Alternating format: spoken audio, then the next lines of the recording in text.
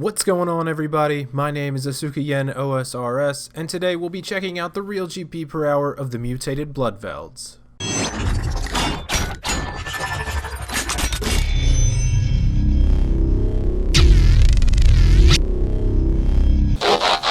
As always, thank you all for coming back to check out another video. I hope you all had a great Christmas, Hanukkah, Kwanzaa, or whatever your holiday of choice is. Today we'll be taking an in-depth look at the mutated Bloodvelds. As always, please feel free to come hang out in my clan chat. The door is always open and we always have people looking around for boss teams in there. Make sure you follow me on Instagram or Twitter so you can send me your awesome drops, PKs, clues, or achievements. I post them up for all to see because who doesn't like seeing awesome shit?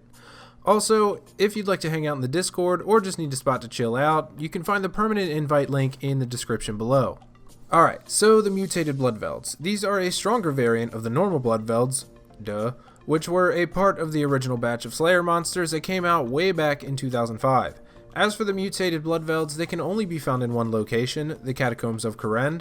You'll want to teleport to Kourend, investigate the monument, and once you're inside, take the northern passageway, turn to your east, and you have arrived. There is also a second location within the Catacombs that you can find 6 mutated Bloodveld spawns. For this location, you'll want to take the southern passageway and follow it around towards the Giants.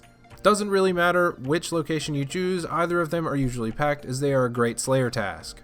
Mutated Bloodvelds sport a combat level of 123 and a hit points level of 170. They are not aggressive, their max hit is 12. Both the Bloodvelds and mutated Bloodvelds attack with a magical melee attack. Now, at the normal Bloodvelds, you'll be able to get away with using some armor with good magic defense and Guthans, but at the mutated Bloodvelds this won't work.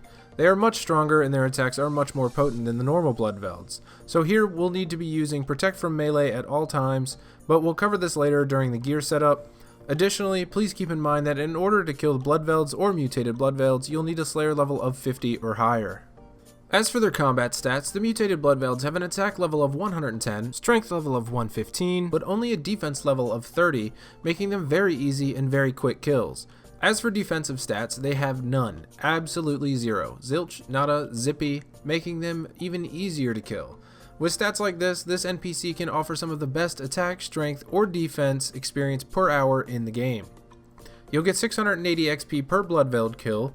For me, I ended up averaging about 82,000 attack experience per hour here. Keep in mind though that I do have best in slot items aside from the Infernal Cape and I am max combat. Moving on, we'll check out the mutated Bloodvelds drop table. Although it's not very impressive, the mutated Bloodvelds do drop a lot of alchable items. For me personally, I like to alch just about everything that's worth more than a nature rune. There's always profit to be made somewhere. The most notable thing on the mutated Bloodvelds drop table is the blood runes drop. You can get either 7 or 30 per drop and they're very common. If you have the task extension unlocked, you'll generally see somewhere between 600 and 800 blood runes per task or possibly more. As for everything else, just alch it. Yep, and that too. If you'd like to see a complete list of the Bloodvelds drop table, please check out the wiki link in the description below. As for the gear setup, it's very straightforward. As I mentioned earlier, you'll always need to be using Protect from Melee here. Even with armor that has high magic defense, you'll still take a ton of damage if you aren't using Protect from Melee. And if you try to use Guthans here, well, it'll be even worse. So for my setup, I'll be going with a Helm of Nitznot, Fire Cape, Amulet of Torture, Unholy Blessing, Proselyte Plate and Legs, Barrow's Gloves, Primordial Boots, Berserker's Ring Eye, and my weapon of choice in offhand will be the Abyssal Whip and Dragon Defender. As for my inventory, I'll be taking 2 supersets and 8 prayer potions, a smoke battle staff, and nature runes for high alchemy, a rune pouch, and some house teleports. The Bloodvelds drop air, fire, blood, and soul runes, so if you prefer, you can store the nature runes in your rune pouch along with the dropped blood and soul runes. Most people leave the fire and air runes on the ground, but this is entirely up to you. With this particular setup, I can generally stay here for nearly 2 hours. Make sure you maximize your prayer bonus as you'll spend a lot less on prayer potions in the long run.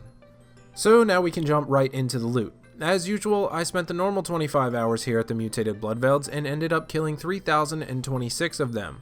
This ended up averaging me a hair over 121 kills per hour. As for the total value of my drops and alchs, I ended up with 5,771,614 GP.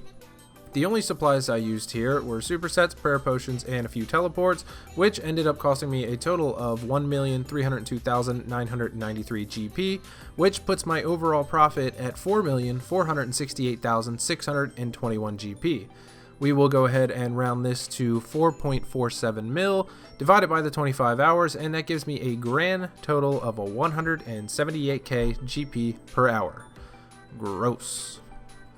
But not all of this is bad. Let me throw some other statistics at you. Now, although the GP per hour here isn't good, it's terrible actually, the experience is very good. 82,000 experience per hour is a very good rate to earn XP, but keep in mind the lower combat and lower stats you are, the less you'll get per hour, but in terms of what else you can kill, it's still very good. And also, averaging out my blood runes per hour, I ended up grabbing about 450 per hour, so it's safe to say that with higher combat stats, you can grab 400 to 500 blood runes per hour here. Good news for Iron Men who need to train some magic, you can kill 2 birds with 1 stone here, get some great melee experience while stocking up on runes to train some magic with. So, as for my final thoughts, or well, some more final thoughts, Mutated Bloodvelds are absolutely terrible for money making, but they are great for training. Fast melee XP, fast slayer XP. I believe this is a task that should never be skipped if you're looking for fast XP, but if you're looking for tasks that make you a ton of money, this one could be a decent choice for your block tasks list. But that is going to do it, everyone. Thanks for watching episode 14 of the Real GP series. Although the cash wasn't great, it was still fun to figure out the real GP per hour, as well as some other handy little stats about the Mutated Bloodvelds.